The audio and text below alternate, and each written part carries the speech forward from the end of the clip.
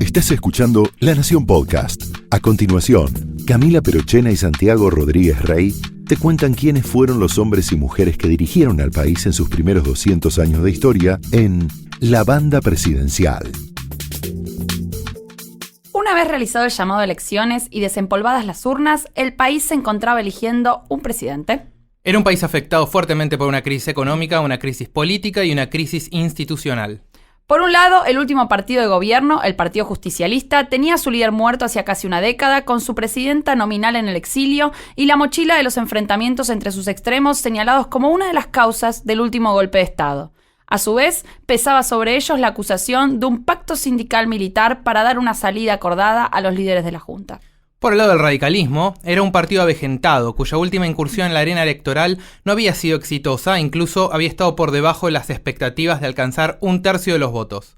Pero su líder indiscutido desde la segunda mitad de la década del 50 había fallecido, y la ausencia de Balbín daba la posibilidad de una renovación y cambio. La llegada de un joven abogado trajo aires nuevos al entonces nanogenario partido. Contra todos los pronósticos, el impulso nuevo se diseminó en toda la sociedad y lo que parecía imposible sucedió, y el hombre del rezo laico llegó a la Casa Rosada. Sin embargo, más pronto que tarde, la situación general contrastaría las capacidades casi mitológicas de la democracia de dar de comer, educar, curar, y hacia la mitad de su gobierno, la economía comenzó a limitar cualquier traslado de la capital o movimiento histórico y dar paso a la hiperinflación en trazamientos militares.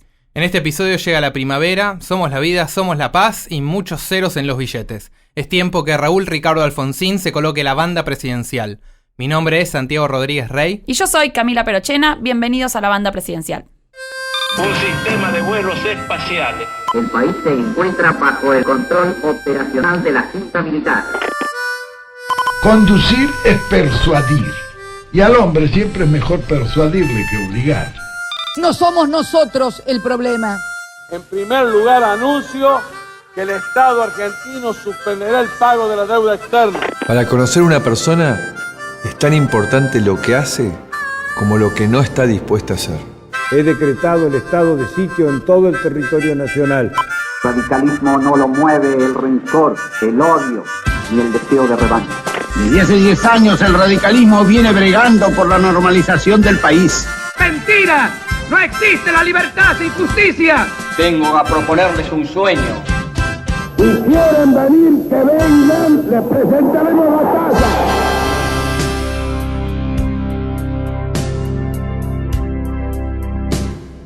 Bienvenidos al episodio 17 de La Banda Presidencial, el podcast de La Nación sobre los presidentes argentinos. ¿Y cómo nos encuentra este mundo a los argentinos? A eso vamos. Che, lo de cabrón era en serio. Y en el episodio de hoy finalmente entramos en democracia estable, a la que nos costó bastante llegar. Y un poco va a seguir costando mantenerla.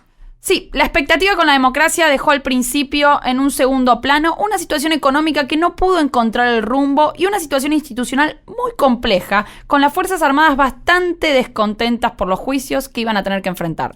La situación política también era inestable. Pensemos que los partidos políticos debían aprender a convivir con esa democracia plena. A todo esto tenemos un protagonista, el presidente electo, que tuvo que atravesar un camino sinuoso. Fue una época de amplia movilización ciudadana y participación en la vida política. La sociedad se movilizaba para apoyar el sistema democrático, evitar alzamientos militares, apoyar la ley de divorcio o la patria potestad compartida. Entonces me parece que Alfonsín le dio ese carácter, digamos, de potencia transformadora a la formalidad de la ley, digamos, ¿no? Y en un país como Argentina eso sin duda fue revolucionario, fue muy transformador, aunque al mismo tiempo tuvo ya desde el principio una eficacia acotada, digamos, ¿no? O sea, por más que Alfonsín sin duda tuvo éxito en lo esencial, eso no iba a cambiar 50 años de historia, digamos, ¿no? Tenía una cantidad de pruebas, desafíos, que el mismo Alfonsín cargó excesivamente, ¿no? O sea, el costado negativo de esa promesa creo que fue con la democracia se cura, se educa, con la democracia entonces pasan todo un montón de cosas y todo eso puede venir de suyo, digamos, ¿no? Entonces está el lado transformador y el lado autofrustrante de esa promesa y creo que las dos cosas iban juntas y las dos hicieron a ese momento alfonsinista de la democracia y a sus resultados. Ese era Marcos Novaro, investigador de CONICET, docente en la UBA y analista político. Como bien explicó, para poder consolidar la democracia que estaba renaciendo en el país, Alfonsín tenía que hacer frente a una serie de desafíos. Tenía que consolidar las instituciones políticas, resolver una crisis económica y revisar el pasado dictatorial. Un par de trabajitos tenía. Nada. Pero bueno, ¿quién era este Raúl Ricardo Alfonsín? Que si bien mencionamos al pasar hace un par de episodios, muchas veces parece surgido de generación espontánea en el 82, cuando en realidad tiene un pasado largo de trabajo partidario institucional. Un poco sí, pero digamos la ficha técnica primero. A ver. Raúl Ricardo Alfonsín nació en Chascomús el 12 de marzo de 1927. Era el mayor de 6 hermanos. Hizo los estudios secundarios en el Liceo Militar General San Martín, de donde egresó como subteniente de reserva y fue compañero de Galtieri y Jarguindegui. Relaciones que tomarían otro color con los años. Imagínate llevar a juicio por crímenes de lesa humanidad a tus compañeros de la escuela. Si te hacían bullying, seguramente era la mejor venganza que podías conseguir.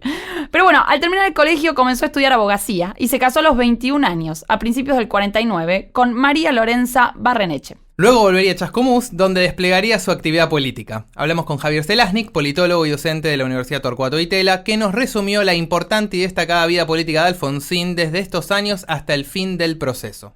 Una trayectoria típica de político del siglo XX, ¿no? Un político de partido que surge desde los niveles más bajos del escalafón partidario, desde el nivel local. Alfonsín combinaba el hecho de pertenecer a la misma línea interna de Balbín, seguirlo a Balbín y al mismo tiempo liderar el partido en un distrito donde al radicalismo tradicionalmente le iba bien, ¿no? Porque en las elecciones de 1958, cuando se normaliza, él es candidato a diputado provincial y él encabeza la lista de diputados provinciales. En el año 63, ¿no? con la elección que lleva a Ilia, él ya es candidato a diputado nacional. Con mucha sintonía con Balbín, y eso es lo que hace que en el año 65, en medio del gobierno de Ilia, llegue a la presidencia del Comité de Provincia. Y Alfonsín ya se ve como candidato a gobernador para el año 67. Y bueno, ahí en el año 72, para el final de la Revolución Argentina, Alfonsín ya se plantea como una alternativa al líder del partido, que era Ricardo Balbín, y funda el Movimiento de Renovación y Cambio, una línea interna. Justo antes de la ruptura de 1976, hay algo que es importante para la biografía del Alfonsín previo a la dictadura, que es su participación en la creación de la Asamblea Permanente por los Derechos Humanos, ¿no? de la APDH. Una nota de color que es ese famoso enfrentamiento verbal que tiene con Galtieri, ¿no? Alrededor de esto de las urnas están bien guardadas, ¿no? La declaración de Galtieri, cuando le preguntan, él todavía no era presidente, y le preguntan por las elecciones, y Galtieri dice, las urnas están bien guardadas, y Alfonsín le responde que si están bien guardadas le pasen un plumero porque la vamos a llenar de votos. Muestra la tesitura de Alfonsín en ese contexto. También es remarcable la posición de Alfonsín en la Guerra de las Malvinas, ¿no? Como es una de las pocas así de políticos importantes. Frondizi y Alfonsín son los dos únicos que tienen una posición en contra de la intervención militar en las Malvinas. Y después en el año 82 pasa algo importantísimo. No en el año 82, en el año 81, a fin del año 81, que muera Ricardo Balbín, ¿no? Se juntan las dos cosas, ¿no? Una apertura política, la convocatoria de elecciones y un partido que tiene como líder a el que era el vicepresidente del partido, ¿no? Y ahí, bueno, es la ventana de oportunidades que lleva al año 83, ¿no? La apertura de esa ventana encontraba a los partidos políticos principales en momentos distintos. Por un lado estaba el justicialismo, que parecía que lo habían metido en una especie de freezer en el 75 y lo sacaban ahora con Luder, que había sido presidente del Senado durante el gobierno de Isabel, como principal figura. Y por otro estaba la UCR en plena ebullición, en un estado de renovación y cambio literal, pero no convulso, con internas disputándose, pero, oh sorpresa, sin quebrarse. Durante la campaña electoral, Alfonsín presentó a la UCR como el partido de la democracia. Su propuesta era juzgar a los militares, democratizar las instituciones y reactivar la economía. Tranqui, la tarea. Nada. Su discurso democrático y pluralista hizo que recibiera apoyos que excedían a los votantes tradicionales de la UCR. Votantes tradicionales que para entonces tenían más en común con el liberalismo de fines del siglo XIX que con la New Wave y peinados nuevos de los 80. Llega como un partido viejo. Su último desempeño electoral con su máximo líder había tenido 20, 22 o 23% de los votos. Estaba lejos de ser una alternativa de gobierno, con varias líneas internas, pero dos líneas internas nacionales muy fuertes, que era la línea nacional, que era el balvinismo y el Movimiento de Renovación y Cambio. Digamos que es un partido muy desgastado. Y a ese partido desgastado, Alfonsín viene a traer algo nuevo. Algo nuevo, en primer lugar, que tiene que ver con cuestiones organizativas, propias de la línea interna del Movimiento de Renovación y Cambio, y del vínculo del Movimiento de Renovación y Cambio con la Juventud Radical y con la Franja Morada. Aire fresco, y aire fresco es gente nueva. Esta gente nueva provenía en buena parte de sectores universitarios de la Franja Morada. También están los miembros de la coordinadora. A todo esto también estaban los históricos del partido, los que ya una década antes se los llamaba Tutankamones, que seguían dando vueltas, que habían tenido experiencia en el gobierno de Ilia. Un asado complejo que Alfonsín, con su experiencia de tantos años, tuvo que manejar cuidadosamente en ese momento para mantener a todos contentos. El punto de cocción de la carne debía ser correcta para cada una de esas personas. De un asado con Alfonsín hablamos con Marcela Ferrari, historiadora e investigadora de CONICET de la Universidad de Mar del Plata. No sé, los primeros años, los años 50, en Chascomús, seguro que haría el asado, ¿no? Seguro que haría el asado cuando era concejal. Me gustaría mucho que contara cómo fue todo ese primer proceso en los años 60, principios de los años 70, y que contara el proceso que va de Setúbal y la formación de la coordinadora, cómo estos jóvenes inciden para que sus padres, porque el Partido Radical también es un partido de familia, sus padres den el paso hacia hacer el Movimiento de Renovación y Cambio, cómo tuvo esa capacidad de nuclear una especie de coalición interna entre la gente de Renovación y Cambio, la coordinadora de No Siglia, es decir, la coordinadora Capital Federal, Pugliese, del balvinismo auténtico. Eso me gustaría que me contara esas cosas. No sé si me haría el asado, pero yo me divertiría mucho de sobremesa. A principios de 1983 se confirmó el calendario electoral y sus reglas, algo de lo que habríamos hablado en el episodio anterior. Durante las elecciones se incluyó dentro del círculo de campaña a David Rato y su equipo para colaborar con la campaña de Alfonsín. Rato tenía una larga trayectoria en publicidad, había ganado un Grand Prix en 1969, que es como si hubiese ganado un Oscar de la publicidad en el Festival Internacional. En 1982 lo habían nombrado publicista del año incluso.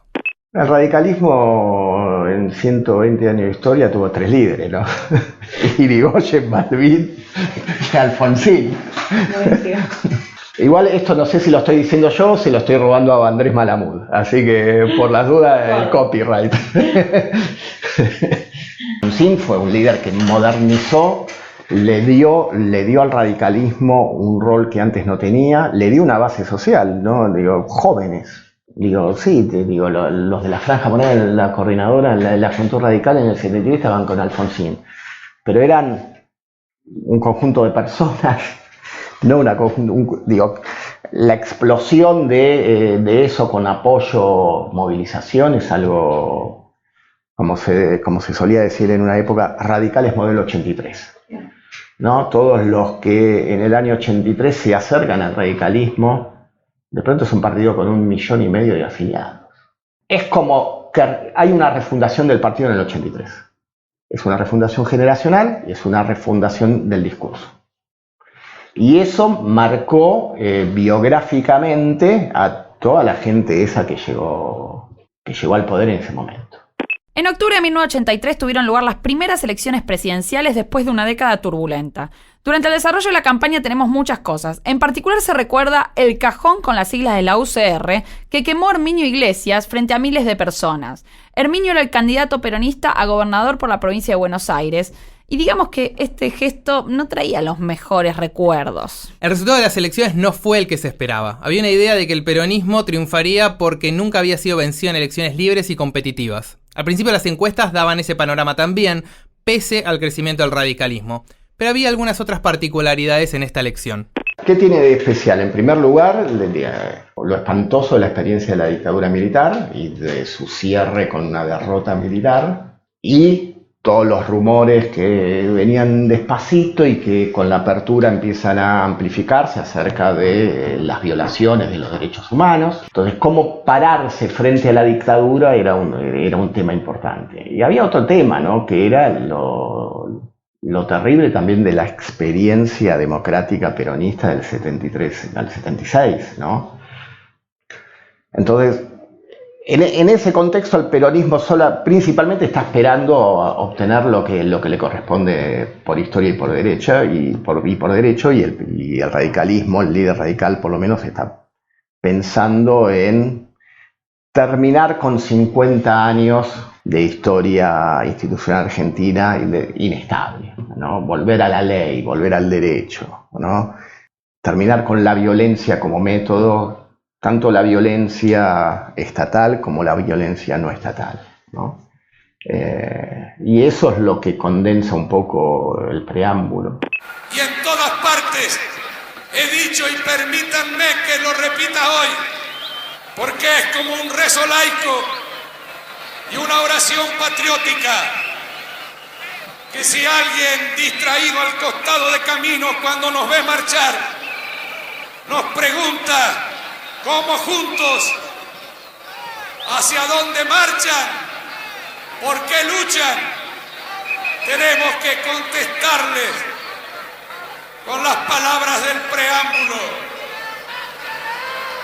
que marchamos, que luchamos para constituir la unión nacional, afianzar la justicia, consolidar la paz interior, proveer a la defensa común, promover el bienestar general y asegurar los beneficios de la libertad para nosotros, para nuestra posteridad y para todos los hombres del mundo que deseen habitar el suelo argentino. Ítalo Luder, candidato del PJ, obtuvo un 40% frente a Raúl Alfonsín, que logró obtener un 52%, un triunfo mucho más amplio de lo que podía especularse. El triunfo de Alfonsín generó una serie de expectativas en relación con la democracia. Se trató de un renacer de la vida social y política de una comunidad. Había una esperanza ilimitada en que la democracia podía solucionar todos los males que había vivido el país en las décadas pasadas. Y también, como es un periodo mucho más cercano, la memoria colectiva tiende a recordar muchas más cosas de lo que podemos cubrir en un episodio. Porque tenemos juicios, consultas populares, alineamiento internacional, reclamo a Reagan en la Casa Blanca, salvoconductos con Fidel, alzamientos, planes australes, primaveras, elecciones, renovación peronista, traslado de la capital, tercer movimiento histórico, Parque Norte, un campeonato mundial, un discurso a la sociedad rural, 13 paros generales. Te vas a ahogar, Santiago, para un poco. Pasaron muchas cosas. Empecemos por uno de estos desafíos, que fue el de decidir qué hacer con los militares. Y ahí Alfonsín estaba frente a un dilema: juzgar o perdonar. Este es un dilema con el que muchas sociedades tienen que lidiar en un contexto de transición a la democracia. Pensemos que intentar juzgar a quienes todavía tienen las armas de la nación puede poner en peligro a la democracia. Pero si no se los juzga, la legitimidad de la democracia también se puede ver erosionada. Y además era una de las promesas de campaña y lo que había destacado al radicalismo frente al justicialismo.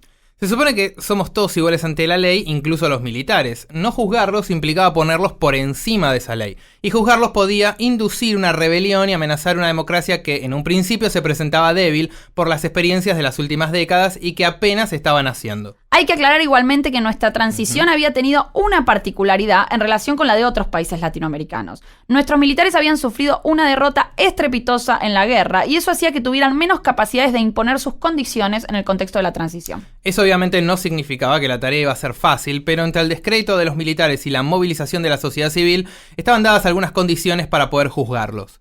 A esto hay que sumarle que llevar adelante una tarea semejante era algo completamente innovador en el mundo. Había habido experiencias de justicia transicional en Alemania, Japón y Grecia, pero eran casos muy diferentes a los que se dan en Argentina. Alfonsín quería hacer los juicios con procedimientos domésticos. Eso nos explicó Catalina Smulovitz, politóloga y vicerrectora de la Universidad Torcuato Di Tella, que estuvo con nosotros en el episodio de Frondizi e Ilia.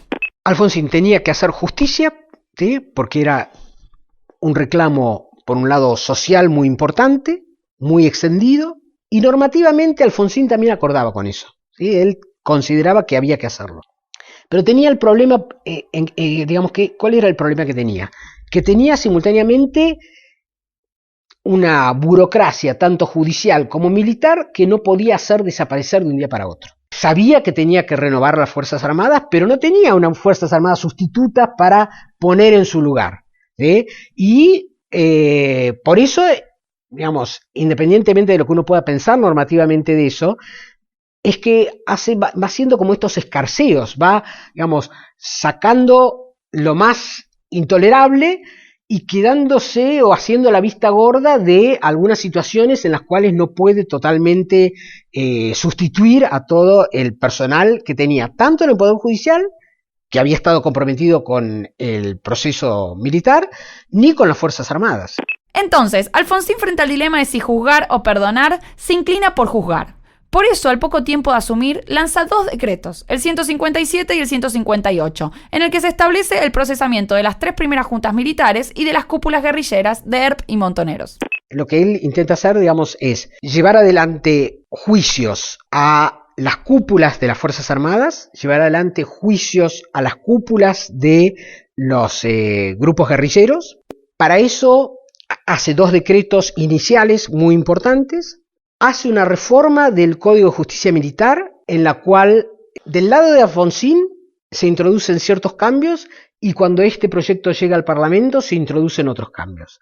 El cambio que introduce Alfonsín es que va a haber una primera instancia de estos juicios por violaciones a los derechos humanos dentro del Consejo Superior de las Fuerzas Armadas, que era como la instancia judicial dentro de las Fuerzas Armadas, y pasaban luego a una apelación automática en la justicia civil, y simultáneamente, cuando este proyecto de ley pasa al Parlamento, hay un senador por Neuquén, el senador Zapac, que introduce una modificación que dice que no podían ser no castigados los delitos atroces y aberrantes. Las 2 medidas, son muy relevantes para entender lo que pasó después en la Argentina. La modificación de Alfonsín, ¿en qué sentido? En que al darle la apelación automática a la justicia civil, que eso casi inevitablemente provocaba la situación que el Consejo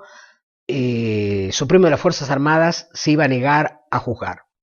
Si yo, presidente del Consejo Superior de las Fuerzas Armadas, sé que sea lo que yo sentencio, esto va a pasar a la justicia civil, y yo prefiero que decida la justicia civil y no cargarme con la responsabilidad de haber sido el que juzgué a mis compañeros, a mis camaradas de armas, ¿sí? Entonces, casi inevitablemente, este procedimiento hacía que la justicia militar seguramente iba a fallar como terminó fallando. Esto es, acá no hubo ningún tipo de delito, ¿sí? Y por lo tanto, la justicia civil se hace cargo del caso. Y simultáneamente, lo que introduce Zapac hace que cierto tipo de delitos no pudieran quedar limitados, ¿sí?, a los sectores, a las cúpulas, ¿sí?, y casi inevitablemente tuvieran que empezar a derramarse hacia abajo. Entonces, los juicios pasaron del fuero militar al fuero civil y en 1985 se inició el juicio a las juntas y a las cúpulas de la guerrilla. Los juicios recibieron un gran respaldo de la sociedad. La opinión pública consideraba que el gobierno estaba yendo en la dirección correcta y se movilizaba activamente en su apoyo. En varias ocasiones, no solo por este tema, se hicieron actos y eventos con movilización pública. Una muy significativa fue para los primeros 100 días del gobierno, que coincidió con el 24 de marzo, donde Alfonsín, en su discurso, hizo un balance de lo hecho hasta el momento, una especie de estado de situación. Pero la transición no solo implicaba juzgar a los militares, sino también averiguar lo que había pasado en los años de la dictadura. Para eso Alfonsín creó por decreto la Comisión Nacional sobre Desaparición de Personas, CONADEP, que durante 6 meses se iba a encargar de reunir información e investigar lo que había sucedido durante la dictadura. Estaba formada por intelectuales, artistas, activistas de derechos humanos. Las investigaciones de la CONADEP se plasmaron en un texto icónico, el Nunca Más. Sin embargo, hay que aclarar que algunos organismos de derechos humanos no estaban de acuerdo con la forma en que Alfonsín había planteado la organización de la CONADEP. y ya desde los inicios de la transición se empezó a ver la tensión entre el discurso alfonsinista y el de los organismos de derechos humanos. Mirá, a ver, yo creo que esa relación nunca fue buena porque no es que se ha dicho mucho sobre el movimiento de derechos humanos bajo el kirchnerismo, como si el kirchnerismo hubiera cambiado algo que antes arruinó algo que antes estaba bien. Eso no es así, digamos. Ese movimiento de derechos humanos desde el principio fue una mezcla de gente, pero donde predominaba una visión antiliberal, muy oportunista de los derechos humanos, muy facciosa y de un uso ideológico, digamos, ¿no? Que contrapuso más bien derechos humanos al gobierno de la ley, precisamente, ¿no? O sea, la idea de esto es superior al gobierno de la ley, entonces todo lo que no nos dé la ley y el Estado argentino, nosotros lo vamos a reclamar en nombre de un principio superior. Entre otras cosas, nuestra legitimidad para reivindicar en nuestros términos la democracia, ¿no? Entonces eso ya desde el principio puso en pugna a Alfonsín con esos organismos. Y eso explica que rechazaran sus políticas iniciales, ¿no? Que no quisieran participar de la CONADEP, que vieran en la decisión de Alfonsín de iniciar los juicios, vieran engaño, manipulación, mucho antes de que se revelaran como limitadas, digamos, las iniciativas. Creo que, digamos, eso, tarde o temprano iba a estallar y estalló a partir del momento en que Alfonsín moderó aún más su política de derechos humanos, o por decirlo de un modo un poco más preciso, digamos, ¿no? Volvió explícitas las limitaciones que desde el principio él había previsto que iba a tener ese proceso de juzgamiento, ¿no? Mientras se va desarrollando el camino hacia los juicios con las propias tensiones que se empiezan a generar, veamos un poco qué pasaba en las instituciones y en la economía, que son los otros dos frentes que había abierto Alfonsín en estos primeros años. Habíamos dicho que Alfonsín buscó consolidar las instituciones democráticas y ahí aparece en 1984 la reforma sindical, que recibió el nombre de Ley Mucci. Mucci era el ministro de Trabajo. Claro, esta ley lo que buscaba era democratizar a los sindicatos, prohibía la reelección de los dirigentes sindicales y le daba representación a las minorías.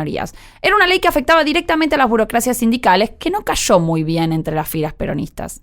Entonces, lo que intenta Alfonsín en este proyecto de democratización desde arriba es democratizar los sindicatos desde la política. Cuando uno lee los debates parlamentarios, encuentra a los diputados radicales de ese momento diciendo, grosso modo, este sería el argumento: a nosotros nos eligió el pueblo, nos eligió la ciudadanía por la vía democrática, nosotros somos los legítimos representantes del pueblo y queremos esta modificación, esta democratización de los sindicatos. La ley fue aprobada en diputados, donde el radicalismo tenía mayoría, pero fue rechazada en el Senado. La derrota terminó con la renuncia de Mucci y la unificación del peronismo en el ámbito sindical. El fracaso de la ley Mucci mostraba que el peronismo era más fuerte de lo que Alfonsín creía, y sin este triunfo, el foco sobre el complicado frente económico sería aún más punzante. Bueno, creo que en el terreno económico es donde su diagnóstico es más distante de la realidad y de las posibilidades, ¿no? Sin duda que su idea de lo que se podía hacer era completamente irreal, casi tan irreal como la idea de Macri en el 2015, digamos. O sea, se puede hacer todo junto, ¿no? Bajar la inflación, subir los sueldos, reactivar la economía, resolver el problema de la deuda.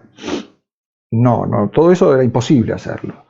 Y por eso su programa inicial es un programa que lleva de cabeza la hiperinflación.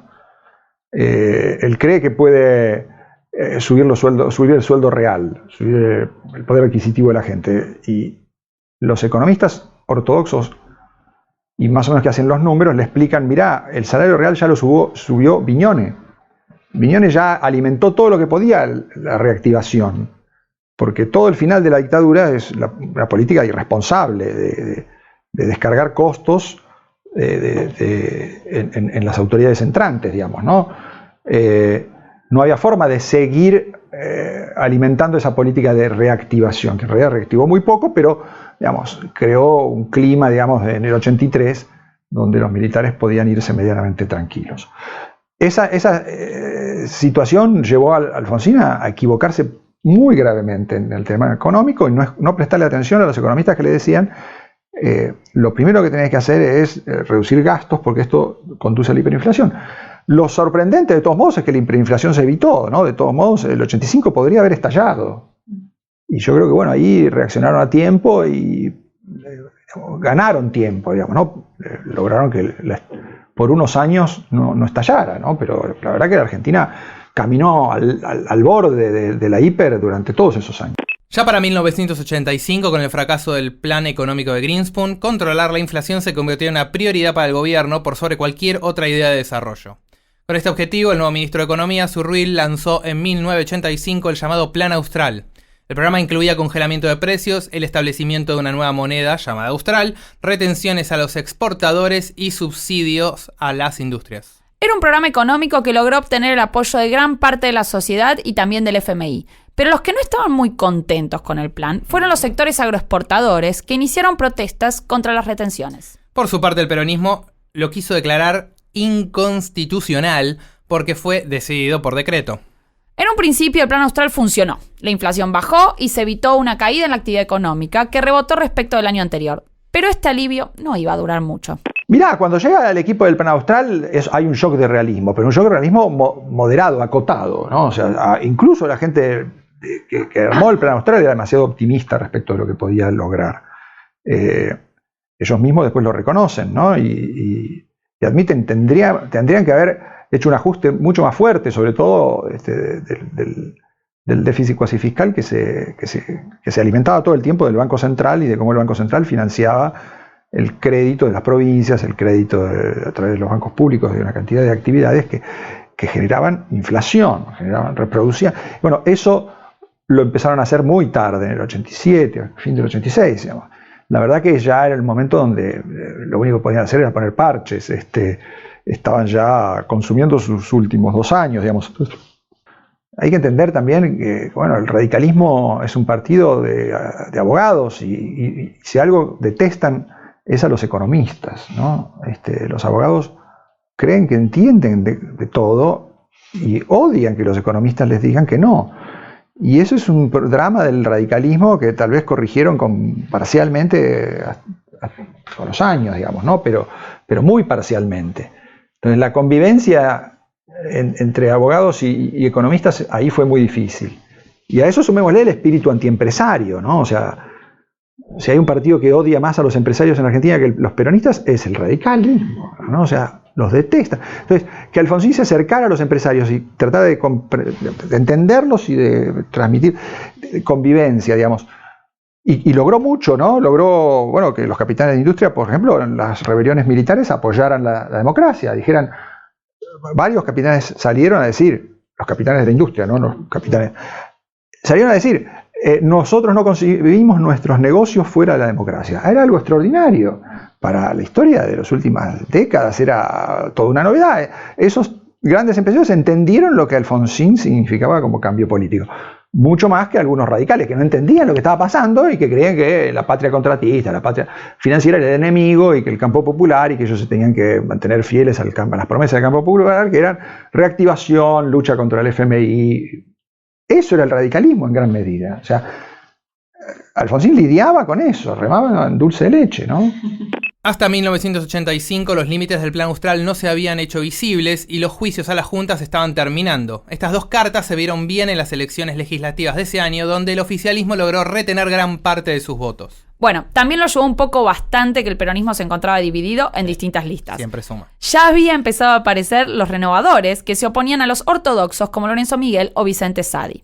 En abril ya se empieza a visibilizar el proceso de renovación peronista, cuando Cafiero, digamos, cuando un diario de tirada nacional toma la palabra de Cafiero en una nota que se llama ¿En qué nos equivocamos? Y el argumento relativamente es: no merecíamos perder. El peronismo siempre introdujo desde mediados del siglo XX las grandes reformas que en materia de justicia social y de avances tenía que introducir. ¿Qué nos pasó? Y bueno, nos equivocamos en que la riña por los espacios se impuso sobre la lucha por la idea El peronismo tiene que dar una lucha por la idea, tiene que renovarse, tiene que democratizarse, etc. Entre los renovadores de este primer momento estaban Antonio Cafiero, Carlos Menem, que era gobernador de La Rioja, de la Sota, José Luis Manzano, Carlos Grosso. Uno de sus principales reclamos era lograr la democracia interna del partido. Y en esa dirección se fueron realizando modificaciones dentro de los estatutos del PJ. Y el peronismo tiene una fuerte capacidad de repercusión y de reaglutinamiento y de recomposición. En los distintos distritos donde el peronismo había ganado, no nos olvidemos que el peronismo tenía mayoría en el Senado porque controlaba la mayoría de las gobernaciones, ya había empezado a pensarse una cierta transformación en un doble sentido, en el sentido de modificar la carta orgánica o las cartas orgánicas, porque el peronismo es un partido nacional de distritos y por lo tanto cada provincia tiene un partido peronista de la provincia de Buenos Aires, de la provincia de La Rioja, etc. Habían empezado a pensar en modificar esas cartas orgánicas permitiendo el voto directo del afiliado. Esto es democrático en sí mismo, ¿no? Permitir que el afiliado vote directamente. Pero también tiene un costado instrumental, y es que si hasta entonces los candidatos habían sido electos por los órganos intermedios, se intentaba romper ese aparato para poder renovar las candidaturas efectivamente, para poner gente nueva con una decisión más de base. Entonces, el año 1985 cerró muy bien para Alfonsín. Se había condenado a los miembros de la Junta, la inflación se estaba frenando y las elecciones habían ido bastante bien. Si estuviéramos en diciembre de ese año, el futuro parecería promisorio. Te abro el año venidero trasladando la capital. Viedma. Bueno, eso se hizo público en abril del 86. Pero ya para entonces la situación general empezó a complicarse en todos los ámbitos, en la política, en la economía y en la justicia. Sí, el año 86 es el año de inicio de la crisis. El plan de modernización económica se vio frustrado por la inestabilidad interna, las tasas de interés internacionales que estaban muy altas y los bajos precios internacionales de las materias primas. Volvieron los paros generales organizados por la CGT y las protestas de sectores agroexportadores. En este contexto, el presidente terminó con el congelamiento y empezó a aumentar los precios, las tarifas y los salarios. Esto terminó derivando en una gran crisis económica. Pero en el terreno de los derechos humanos, el ambiente también se empezó a poner pesado. Los juicios a las juntas habían pasado, pero el tema no estaba cerrado. Alfonsín consideraba importante continuar con los juicios. La misma postura tenían los organismos de derechos humanos y la opinión pública en su conjunto. Recordemos que a la ley enviada por Alfonsín en el Senado, Zapag, senador del Movimiento Popular Neuquino, le había agregado que se iba a excluir de la disculpa por obediencia debida a aquellos militares que habían cometido crímenes atroces y aberrantes. Pero este agregado era lo suficientemente ambiguo como para decidir a quiénes era preciso llamar a declarar. ¿Cuáles podían ser excluidos de esos crímenes atroces y aberrantes? La estrategia intermedia inicial planteada por Alfonsín quedó atrapada entre las presiones de los organismos de derechos humanos por ampliar los juicios y la de los militares por detenerlos. Entonces se abría un nuevo dilema. ¿Hasta dónde llegar con los juicios? Los juicios entonces continuaron, los tribunales comenzaban a emitir citaciones y a procesar militares de rangos medios y bajos. Dado que el descontento entre los militares y el ámbito castrense crecía, se dictó la ley de punto final que daba un plazo de 60 días para citar a declarar y procesar a militares. Recordemos que las Fuerzas Armadas no habían perdido poder. Esta ley, en lugar de aplacar la situación, llevó a un aumento en el número de procesados. Entre enero y febrero de 1987 se citaron y procesaron más de 300 oficiales. Las tensiones en el ejército crecieron y finalmente el 14 de abril de 1987, en Semana Santa, se produjo la rebelión militar. Los amotinados, llamados Carapintadas y liderados por Aldo Rico, se rebelaron en Campo de Mayo. Los oficiales del ejército se negaron a reprimir a sus pares. La ciudadanía se movilizó en favor del gobierno y la democracia. La Plaza de Mayo estaba llena, pero también los alrededores de Campo de Mayo, y esto era un poco peligroso. Los militares amotinados exigían la presencia de Alfonsín para negociar un acuerdo. Así lo hizo. En la negociación se prometió la ley de obediencia debida. Más allá de que él pudiera pensar, hay que castigar a todos los que hayan cometido alguna violación, ¿sí? Y más allá de que él pueda pensar, normativamente hay que castigar al que comete un acto delictivo, era un político, digamos, tenía que sobrevivir y evalúa, cuando empiezan los levantamientos del 87, que corre en riesgo un objetivo mayor que él tenía, que era que un gobierno democráticamente elegido en la Argentina terminara su mandato, ¿sí?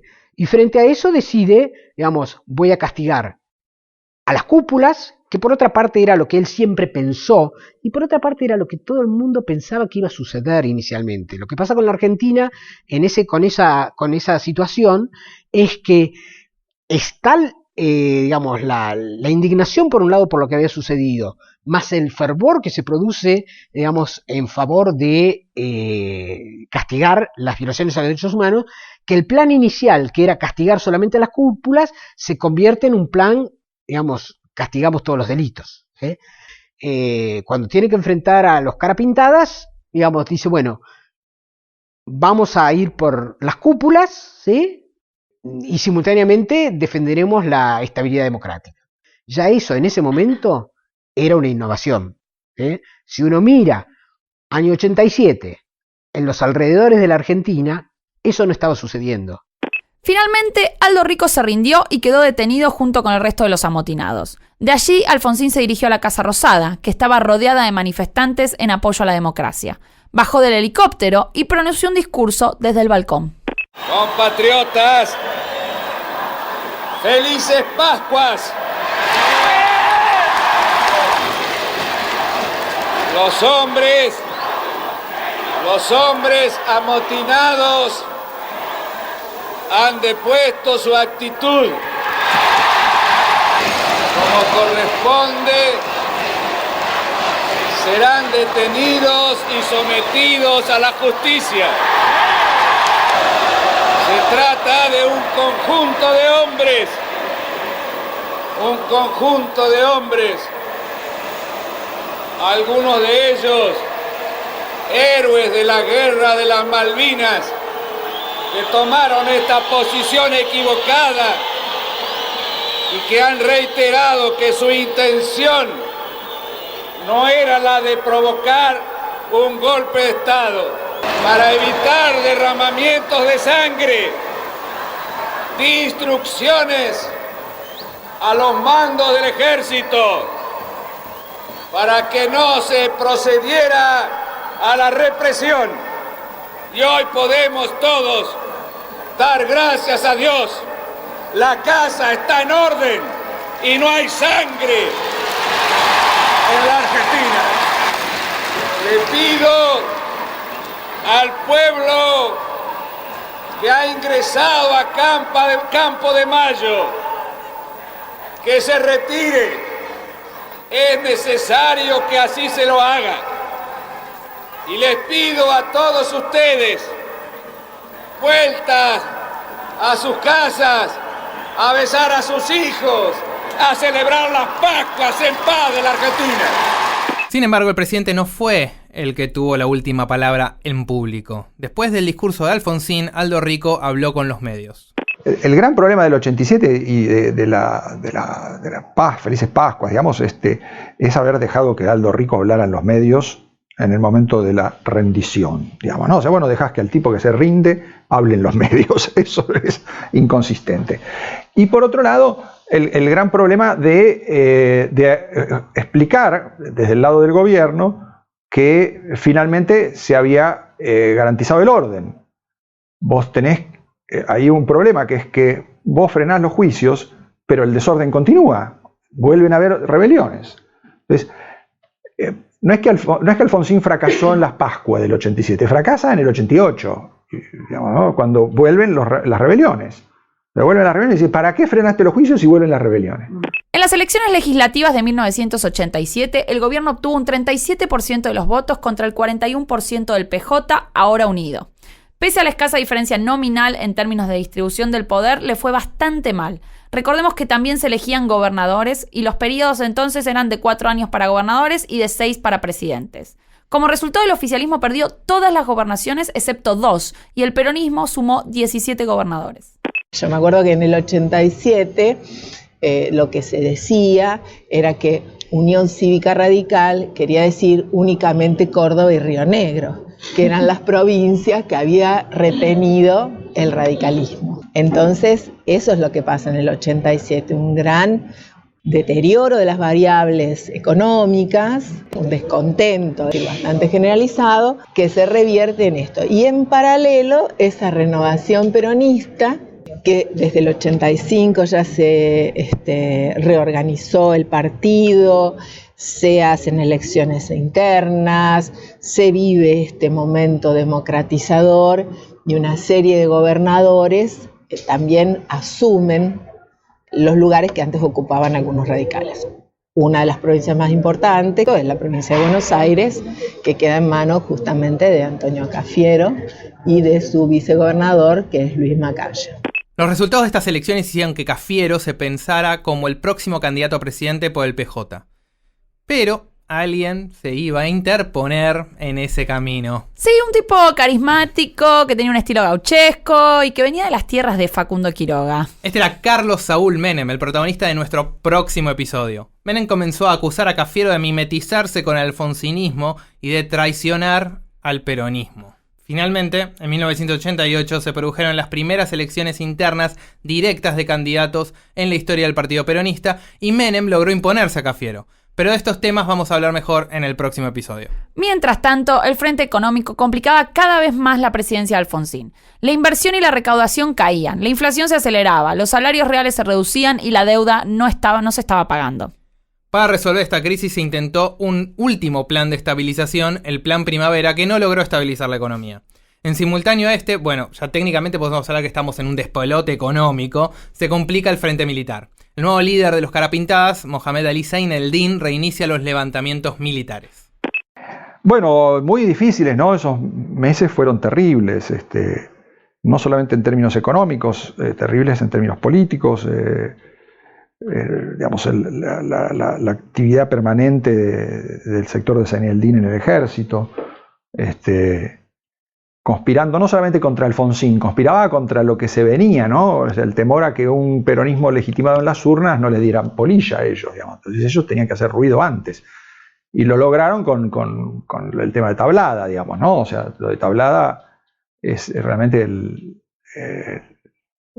experimento más nefasto de la izquierda radicalizada en Argentina, desde el 83 en adelante, ¿no? Una cosa... A eso es uno de los problemas del radicalismo, ¿no? Convivir con Angelós como candidato a presidente fue muy difícil. Angelós insistió en sacar a Zurril hasta que lo logró, en medio de todos los prolegómenos de la hiperinflación, ¿no? O sea, realmente es uno de los responsables del descontrol final es Angelós, sin duda, ¿no? Él logró que sacara a Zurril y eso lo presentó como una gran victoria que lo diferenciaba de Alfonsín. No sumó un solo voto con eso, pero sin duda que contribuyó a hundirlo a Alfonsín. Más el peronismo cebado, hablando del dólar recontraalto, de que no había que prestarle más al gobierno de Alfonsín porque alimentaban la fuga de divisas. Más o menos, todo lo que dice hoy Alberto Fernández sobre Macri es calcado de lo que hicieron con mucha eficacia los dirigentes menemistas, renovadores, los economistas, los diplomáticos, digamos, todo el entente, digamos, que rodeaba a Menem actuó abiertamente por el estallido, ¿no? Hay una frase muy famosa de Jesús Rodríguez que sale de una reunión de negociación con los peronistas sobre la transición y dice, pasmado, ¿no? Dice, nos quieren sacar escupiendo sangre. Esa es la frase, creo que es muy demostrativa del momento, digamos, ¿no? Aún a pesar de eso, la democracia sobrevivió, o sea que, bueno, realmente la democracia argentina es extraordinaria, ¿no? Sobrevive a todo.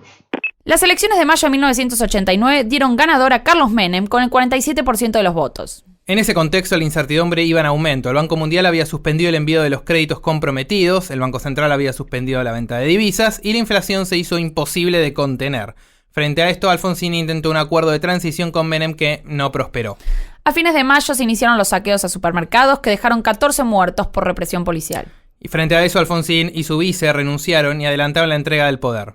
El 8 de julio, 6 meses antes de la fecha pactada para la transición, Alfonsín pasó a la banda presidencial a Carlos Saúl Menem.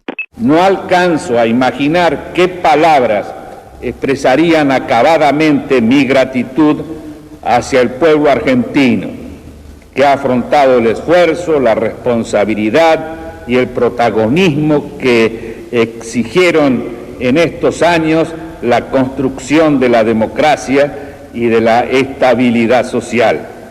Ese es el límite, en verdad, de mi discurso. Resigno mi investidura presidencial, pero no declino mi responsabilidad ni abandono la lucha, que desde ahora continuaré en cualquier lugar en que esté y hasta tanto Dios me dé fuerzas para ello, en pos de los objetivos que tantas veces desde 1983 recordé a ustedes. Constituir la unión nacional, afianzar la justicia, consolidar la paz interior, proveer a la defensa común, promover el bienestar general y asegurar los beneficios de la libertad para nosotros, para nuestra posteridad y para todos los hombres del mundo que quieran habitar en el suelo argentino. La pospresidencia de Alfonsín fue extensa. Pese a finalizar su gobierno con una fuerte imagen negativa, el radicalismo, con Angelós como candidato, no tuvo un resultado tan aplastante en las elecciones de 1989.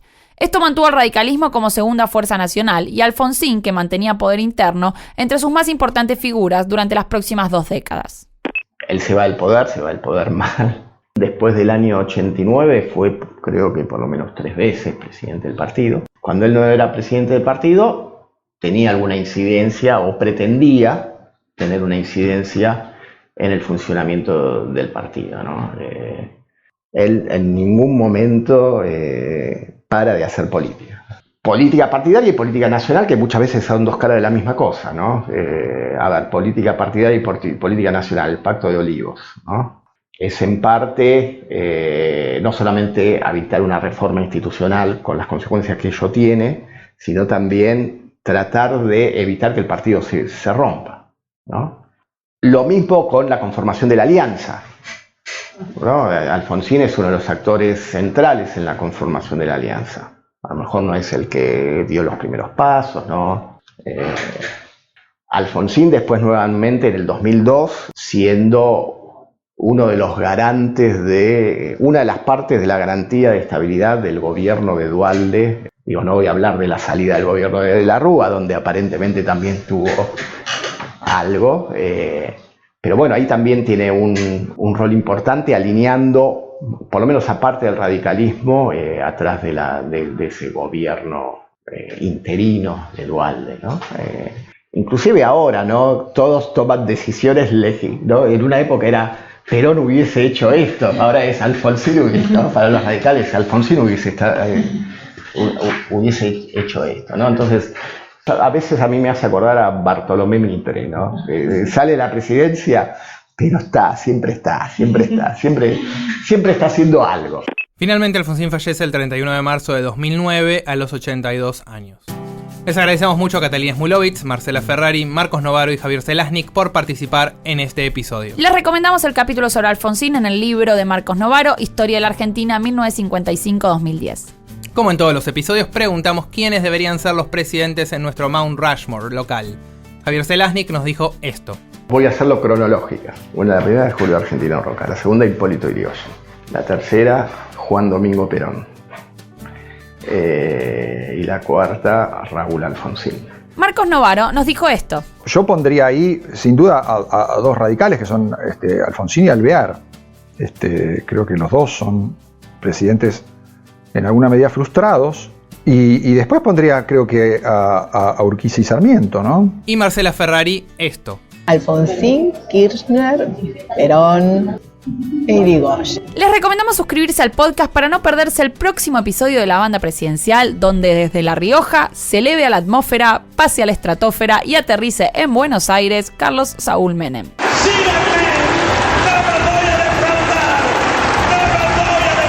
Hasta entonces, yo soy Santiago Rodríguez Rey. Y yo soy Camila Perochena. Chau.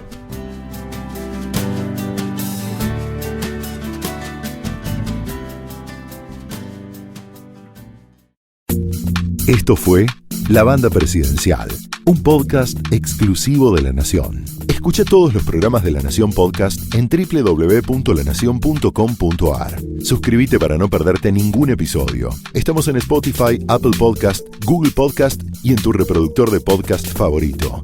Seguí escuchando La Nación Podcast.